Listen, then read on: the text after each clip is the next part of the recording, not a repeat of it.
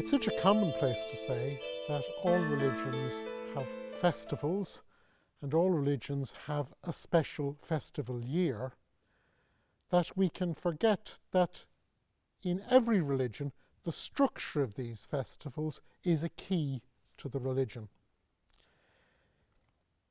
Today I have Professor Judith Mossman, who's a classicist, and she's going to talk about a set of festivals not belonging to a particular religion like Judaism or Christianity, but belonging to the religion of ancient Athens, the tragic festivals.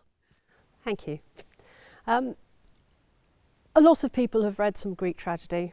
A lot of people have maybe these days been to see it. There's a lot of it on at the moment. And even if they haven't, they've picked up the motifs of tragedy. Indeed, indeed.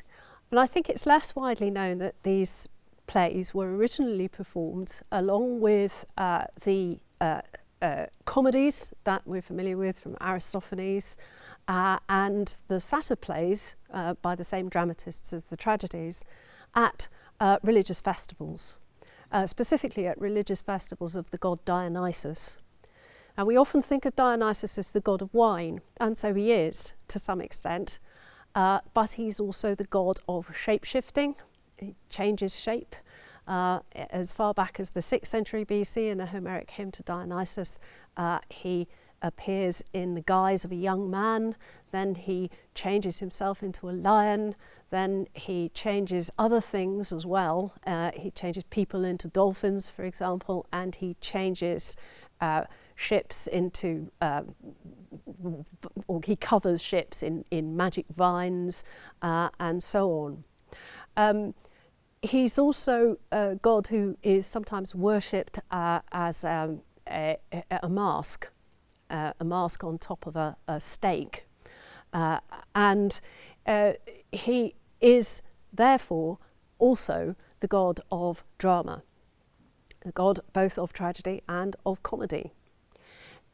He is often thought of as a new god coming in from outside Greece. As a matter of fact, we've got some Linear B tablets with his name on. These are very, very early indeed. So it's quite clear that although he was thought of as a new god, this is in fact rather as we think of Christ coming in Advent. He comes every year in Advent, and it's a figure of thinking. It's a way of thinking about the god, that he's the new kid on the block and he disrupts things. I think there are various ways in which one can think about that in relation to Greek tragedy, but I'll come on to that at the end. The tragedies were performed largely at two festivals, the Linnaea in January and the City Dionysia, or Great Dionysia, in March. And it's the Dionysia that we know most about in relation at least to the tragedies. The Linnaea is something that we regard as important more for comedy. The Linnaea was a bit less formal than the Dionysia. In January it's quite difficult to get to Athens because everyone in ancient Greece travels by sea, but by late March the seaways are open again and Athens is full of foreigners.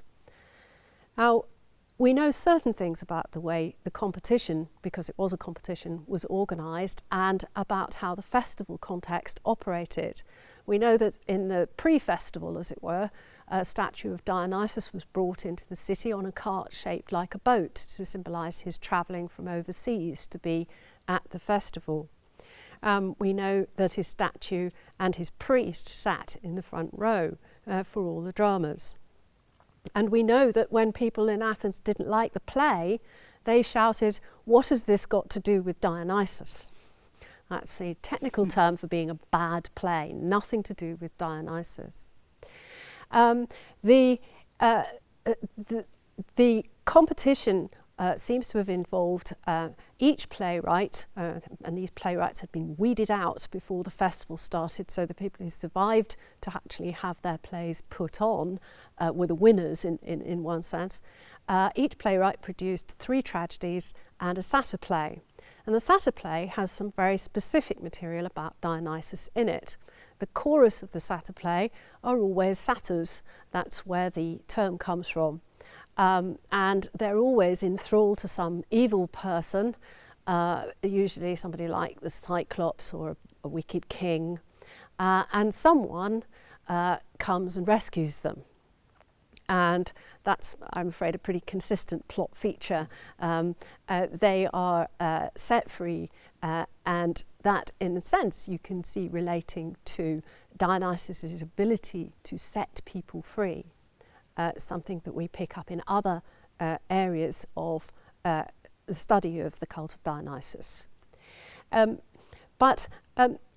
One of the most mysterious things, in a sense, of how these festivals worked is their attitude to the gods, generally. The gods often feature as very harsh. They're often criticised in the texts of the plays, and Dionysus himself is no exception.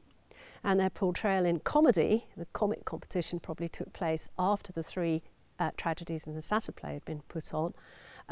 Dionysus also features in extremely embarrassing situations. In Aristophanes' Frogs, he actually, I'm afraid, loses it at one point through fright and has to rush off and find some clean underwear. It's a little difficult for us, I think, to work out quite what's going on in a performance at a religious festival in a theatre which is really pretty much part of the sanctuary of Dionysus, where the god can be so ridiculed. And yet that seems to be absolutely fine. Indeed, it seems to be part of the point. And in the tragedies, it seems very difficult to see how the god can be criticised so heavily, portrayed as cruel and unfair. But there are other ways, I think, in which it makes perfect sense that Dionysus should be worshipped in drama, and I've hinted at some of those already. Firstly, Greek tragedies are always, and comedies indeed, are always played by actors in masks. And there are only 3 actors who play all the parts between them, so they have to transform themselves. Even if they're only playing one part, they have to transform themselves into the person that they're playing. They're not themselves anymore in a very important sense. So the shape-shifting and changeable, the agency of Dionysus to change people is key in this whole remarkable mimetic art, which in terms of Western culture, the Athenians have basically invented. Then too, even though some characters may criticise the gods, the fact is there's always a very clear moral message in the tragedies. Well, sometimes it's not a very clear message, but there's always one there. At the very least, the message is, if you offend the gods, something very bad will happen to you. That seems to underlie an awful lot of the tragedies that we have. So in a sense, you can say, well, whether or not people are allowed to protest about it, it doesn't mean to say that the message is not still actually key to the importance of the festival. And above all, Dionysus as a god allows people release. And I think there is something in the idea that through watching mimetic performances of these terrible emotions, these terrible events, people do come away somehow with a sense of emotional release. And I think that there may be something in the idea that Dionysus is responsible for that. Curious thing, we tend to pick up a copy of Aristophanes, say the Frogs, and we tend to think of that as literature. We then see a theatre, and we think of that as drama, and we see a temple, and we think of that as religion. So we have a discourse on Greek literature, history of dramatic form, and then we have a study of Greek religion. But actually, what you're saying to us is that all of these things are coming together because the theatre and the temple are really precincts of one another. Mm-hmm. The religious year and the seasons of the religious year form the background to when the dramas take place. And the dramas themselves are, in a way, liturgy. They're public performances, but they're also part of public cult. Yes, I think it's very important that there's a strong public element in the dramatic festivals, and that's easy to evidence. There's a very strong sense of civic religion going on here. In the part of the festival that preceded the plays, you had very civic activities going on. You had a parade of war orphans, for example. You had the tribute from Athens' client state displayed in the theatre at one point in the 5th century. The public were paid to go, and the Theoric Fund, which was the fund which supplied this benefit, was occasionally threatened when things got tough in Athens, but it was always defended by people saying how important it was that everybody should go to the theatre. There's also, I think, a hugely important sense that people should pay for drama.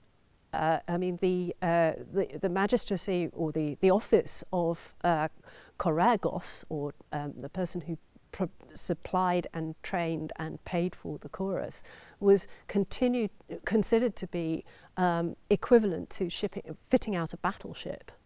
So it was perceived. Drama is good for the city. Drama is good for the city, exactly. And clearly also it's thought to have some moral benefit as well. So it's civic drama, and civic religion. In a way, there's a similarity between the medieval miracle play, which follows the Christian year, it has an uneasy but very definite link with Christian liturgy in the technical sense, and the relationship of Greek drama and Greek religion. Greek drama and Greek religion, definitely.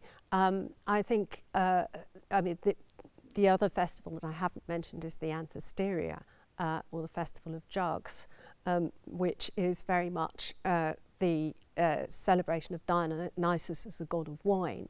And there are links between these festivals, very definitely, and the story of the introduction of wine to Athens is bound up with the dramatic festivals, and with the sense of Dionysus being welcomed into the city that you get at the beginning of the whole competition, dramatic competition. Judith, thank you very much. Pleasure.